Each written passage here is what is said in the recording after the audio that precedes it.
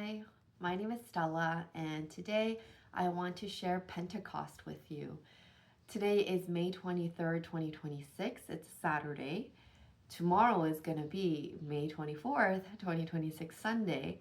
And a lot of times when we have like special days in the Catholic Church, for example, like feast days or Easter, Christmas, or like tomorrow, Pentecost, um, a lot of times, not a lot of times, we have vigil masses on Saturday evenings. Um, the word vigil in regular terms, normal terms, we say, when somebody is vigilant, they are being awake on purpose, right? And like a vigilante is somebody who like takes justice into their own hands. But usually, when we think of like Batman works in the dark in the evening, right? He's awake, purposefully awake, right? So vigilante, staying vigilant. So similarly, a vigil is a time of purposeful wakefulness. And so like if you were to go to mass tonight, Saturday, May 23rd, 2026, usually around this time, usually Saturday evening masses happen all the time, around like 5 p.m. usually. Sometimes in the wintertime, 4 p.m. because it gets dark earlier. But anyways, if you go to a vigil mass, because it's in the evening, Saturday evening, it counts as your Sunday obligation. So that's nice. Um, what's another thing? So usually Saturday vigil masses will, like, because it counts as your Sunday obligation, um, it'll usually be like mass as usual. However, for something like Easter vigil mass, um, it's special. For me, I think Easter Vigil Mass is one of my favorite masses to go to because it's so special. Um, this is more a video on Pentecost, but let me just give a quick shout out to Easter Vigil Mass. That's the type of Easter Vigil Mass you go, and the lights are going to be on in the chapel. But then when Mass is starting, all of the lights will shut off. And as you are entering, oh, rewind, as you're entering the chapel that night, you're going to be given like a stick, a candlestick, with a lot of times they'll have like a covering paper catcher thing. That sounds dangerous, but it's to catch the wax as it's falling. So this is the candlestick, and there's like a ring around it to catch the wax as it's falling. And you want to have a candle with you as you're entering, because when mass is starting, all of the lights turn off, and somebody from the back will start um, like with a lighter or a candle, whatever. They'll start the back person's candle, and then you turn to your neighbor, you light their candle. They turn to their neighbor, light the candle. And then from the back, right, the pews are going to be like this. From the back, from both sides, candles are being lit all the way up to the front until everybody has their candles lit. And so the entire chapel, the entire church is dark, but we are lighting up the room with our candles. And then the priest comes in with incense, blesses us on the way to the front of the church. And I don't know, maybe it's because I like candles and I like twinkle cafe lights and things like that. But to me, it's such a pretty time, and like I'm meaningful too, right? Because we went through Lent this entire time, and then now we are celebrating Jesus's resurrection and all of that. When I was younger, I used to think Christmas is the biggest Christian holiday, but now that I've like learned more and studied more, I can see that now I understand that Easter really is our biggest day, because without Jesus's resurrection, there would be no church. But anyways, all that to say, Vigil masses happen the day before, um, like the special Sunday. Um, so, well, vigil masses happen Saturday evenings going into Sunday. And I've heard that that's because of the Jewish tradition of um, Saturday evening being like the start of a new week or something like that. Um, so, all that to say, vigil masses happen the Saturday evening um, before Sunday.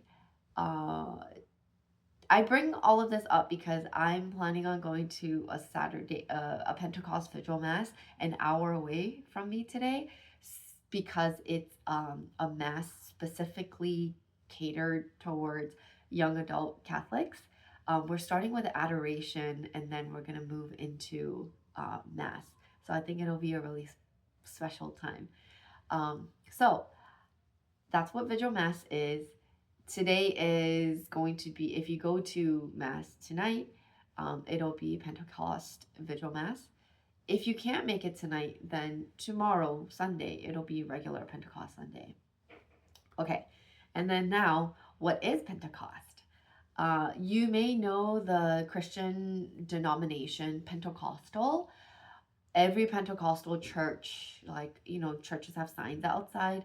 A Pentecostal church will have like a fire logo picture usually, and then usually there'll be like a Bible like this, and then the fire will be coming out like that. And I don't know too much about the Pentecostal church, but I think they focus on the fire a lot, because from what I know, Pentecostal churches really focus on speaking in tongues. And why is the fire connected with speaking in tongues? Because on Pentecost, penta meaning five, right? Like the pentagon or a pentagram. Pentecost means the 50th day. And it's the 50th day from Easter. I had a previous video that said that in the Catholic Church, Easter is 7 weeks, right? So 7 times 7, 49, plus 1, it's going to be the 50th day. Pentecost is when the Holy Spirit came down to the apostles and to our Mother Mary. And the Holy Spirit came down and gave them this power to speak in many different tongues. So actually, I have this prepared. I have this thing on this match lighter, the candle. I'm gonna light this because the Holy Spirit a lot of times is depicted as a flame, right? So I don't think this is gonna show if I put it down, but anyways, I'm gonna hold it like this. So the Holy Spirit came down in the mass readings. You're going to see, so today for Saturday Vigil Mass, it'll be more focused on the Tower of Babel, where people are gathered together. Well, this is the first reading for tonight for Pentecost Vigil Mass. The first reading is going to be centered around the Tower of Babel, where people are all communicating together, and they're saying, hey, if we put our minds and our labor together, we can build a tall tower to get up to heaven. They're like, yeah, let's do it. And then this is the Old Testament God, right? The Old Testament God I kind of think of as like the punishing God, like the scary parent. And this God, I mean, it's all the same God, but God looked down and was like, oh, I can't have them making this tower. I'm going to confuse them and have them speak different languages. And so he that's the Tower of Babel, because everybody was babbling. Okay, so that's Saturday vigils, Pentecost vigils, first reading. And tomorrow, the reading is going to focus more on the Holy Spirit coming down to the apostles. This is a time when after um, Jesus dies, is resurrected, and these people, everybody is, Jesus's followers are scared to like spread the gospel, and they're like hiding, kind of hiding in the upper room, just like hanging out amongst themselves, trying to like secretly preach. But then on the 50th day after Easter, after the resurrection, the Holy Spirit comes down on the apostles and our Mother Mary and gives them the power to speak in many tongues. And then, so there's lots of people around, and they say, um, how am I understanding Bob over there? How am I understanding Will over there? Isn't he from the, like, we are all from different hometowns and we all speak different languages, but how can I understand what he's saying, and how can you understand what he's saying in your mother tongue? And so that's the really the power of the Holy Spirit, right? Speaking in different tongues, the Holy Spirit comes down, gives the apostles the courage to speak out and spread the gospel, gives them the ability to talk in all of these different languages so that they can confidently go out into the world and spread the good news. And so that's what Pentecost is in a nutshell, where the Holy Spirit breathes fire, and allows people to talk in lots of different tongues, languages. And at least that's to the best of my knowledge. Every time I share something of my faith, I try my best to um, not to. I try my best not to spread misinformation, because that would be not good if I'm out here like spreading rumors. So I really do try my best to like, yeah, share to the best of my knowledge. Um, and now I'm starting to think the the Tower of Babel and the Holy Spirit coming down. I'm trying to remember if that's the gospel and not the first reading. But anyways, if you go to mass, you'll hear the first and second reading, and you'll hear the gospel. So you can correct me if I'm wrong. Um, and yeah. So to summarize, for me, even when I was in school, I always like to organize, like, what did I just learn? I like to organize it in who, what, when, where, why, how. And so, who? The apostles and the Virgin Mary. Who? And also you. Let's do two separate who, what, when, where, whys. So, who? The apostles and the Virgin Mary, and then over here is you.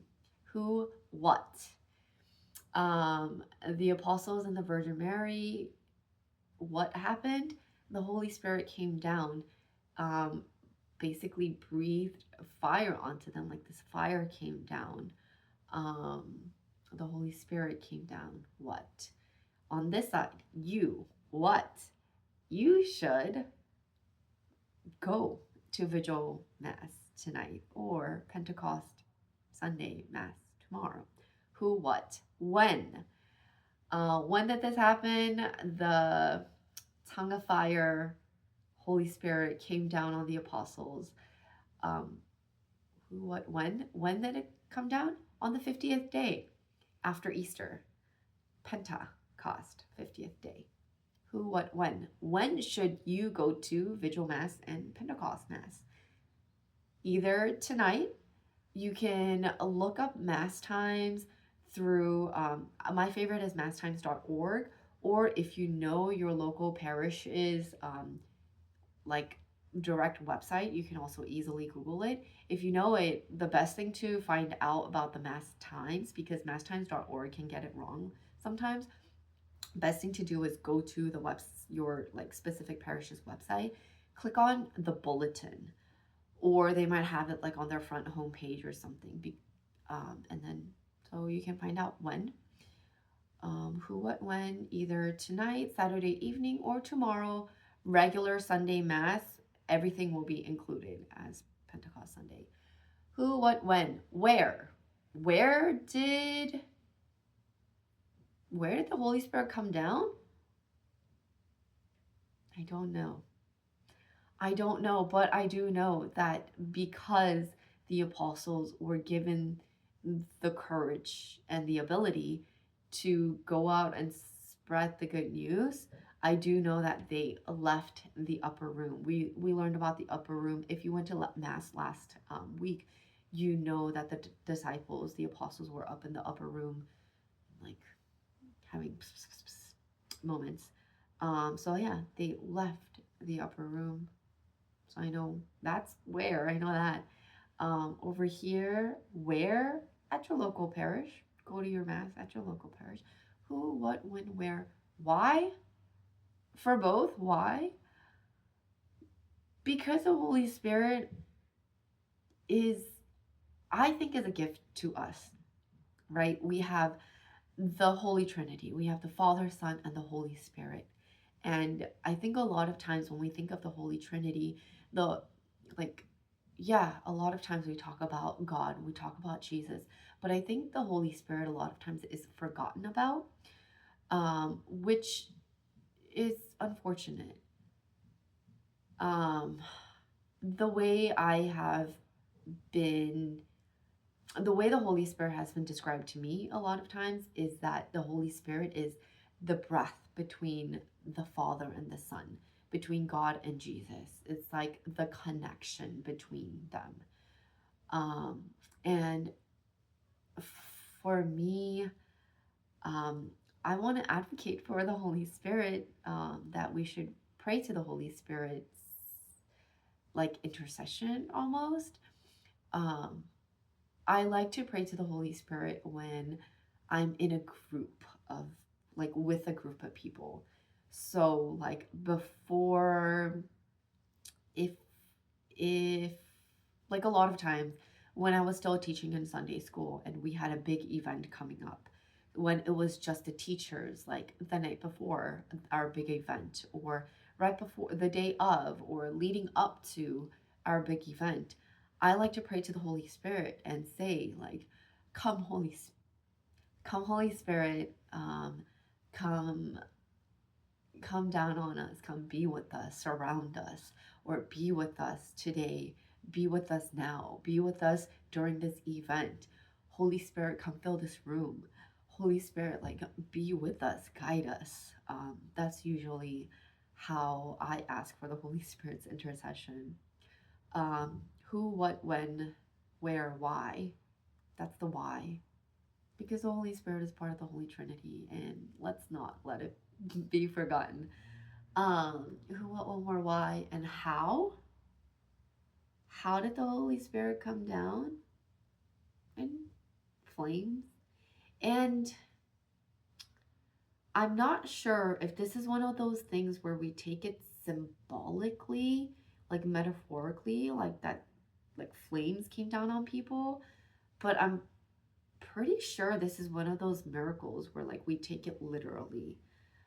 Because I feel like I've seen this image long time ago where there's like flames just like floating on top of people. I don't know if that was like an artistic interpretation or if that's actually how it happened. So I'm gonna pause there and not speak more on it because I don't want to spread misinformation. But how did the Holy Spirit come down on them? Supposed to be through fire, but I don't really know. So maybe next year I can do a deeper dive, or this year I can do a deeper dive for next year. And then how do you go to Vigil Mass tonight and Pentecost Sunday? You go, um, yeah, by looking up your local parish's info on their website or masstimes.org, or you just go to regular Mass tomorrow. So yeah, that's really all I know about Pentecost, or that's really all I have to share right now in this moment. All I can think of to share about what Pentecost is, how it came to be. and my plans for it tonight/tomorrow. Um, because it's an hour away, I don't know if I'm actually going to be able to make it because I made plans with my best friend, um, and I forgot to tell them until this morning. Um, yeah, I forgot to check my calendar yesterday when we were making plans. So I'm going to, first and foremost, because I made this promise to my best friend, I'm going to keep that promise. Um, but if they want to go to mass with me, I always invite, like, if I'm able to, if I have the opportunity to, I always invite my best friend, not only my best friend, but other people who don't go to church regularly. I'll invite them to come to mass with me because you never know what their answer might be.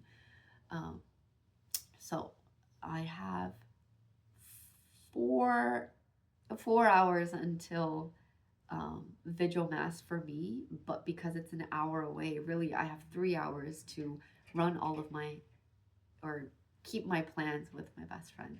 But um, we'll see. That's why I keep saying, like, if you can go to vigil mass, go today. But if you can't, go tomorrow, regular mass. I'm really telling myself that I can still go to mass tomorrow. I just really want to be able to make it to adoration and like meet other young adult Catholics. But we'll see if it happens. And if it doesn't happen today, I can always plan better for next year. So, tongue of fire, fire, Holy Spirit. Um, I pray that the Holy Spirit be with you, surrounds you, and guides you. We're almost in the halfway mark of the year already. This is the latter half of May. We're entering into June soon. And so may the Holy Spirit be with you for the rest of the year. And yeah, I hope you have a beautiful rest of your day. I'm going to let this burn a little bit more because wax has memory, and if I turn this, I gotta burn it for at least 2 hours. But yeah, this scent is Farm Stand Apple. It smells really good. Um, I'll give a shout out to Farm Stand Apples hand poured soy candles. My best friend got this for me last fall. It smells really good, although it's very strong having it right next to my face like this. But anyways, that's all for the Pentecost video. Thanks for letting me share my knowledge of Pentecost with you. And I will be back to share more stories. Okay, thanks. Please pray for me. I am praying for you, and I will see you with the next story. Bye.